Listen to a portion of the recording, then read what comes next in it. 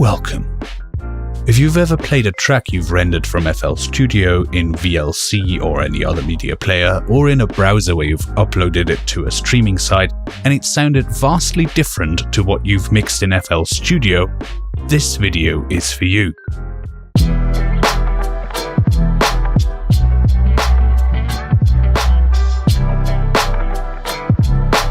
Many manufacturers, and this is especially true if you're using a laptop, consumer-grade audio interface, or any audio setup targeted at gamers first, sell audio chipsets and sound cards with various enhancements like spatial audio, binaural audio, head-related transfer function, SRS wow, or Dolby Atmos for headphones, which is not real Dolby Atmos, but will use phase cancellation in a stereo headset to try and impart a sense of space onto the audio. Real Dolby Atmos requires 11 independent speaker drivers and is not useful when listening to stereo audio material. These effects are often turned on by default as soon as the driver is installed and added to any audio your computer is playing.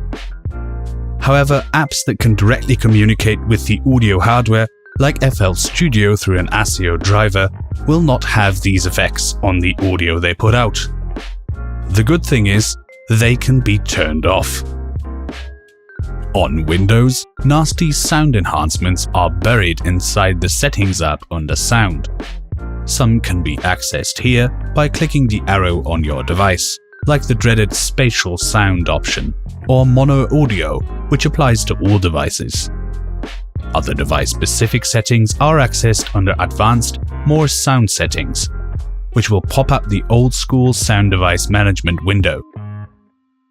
If you select your device here and choose Properties, many devices like the internal sound card and gaming-focused audio devices have extra device-specific enhancement settings. Make sure all of these are off to guarantee a one-to-one experience when you're listening back to your music through a browser or media players. Windows updates can reset these settings, so every time your computer has a mandatory update, check back in the sound settings to make sure they have stayed off. And if you're using a gaming headset, make sure all enhancements are set to off in the supplied software too.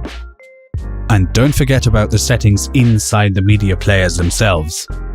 VLC can go to 125% volume, for example. And even the current media player in Windows has a graphic equalizer that you can turn off. On macOS, these settings exist too, but they're located in the Accessibility tab in the System Settings app. Especially if you're using any Apple branded headphones, the head-related transfer function might be on by default, adding complex phase cancellation to make it appear the audio is coming from the location of the computer despite wearing headphones.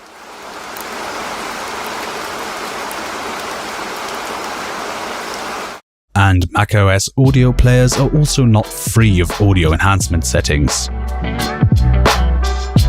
In the Apple Music app, make sure the equalizer is off and turn off the sound enhancer.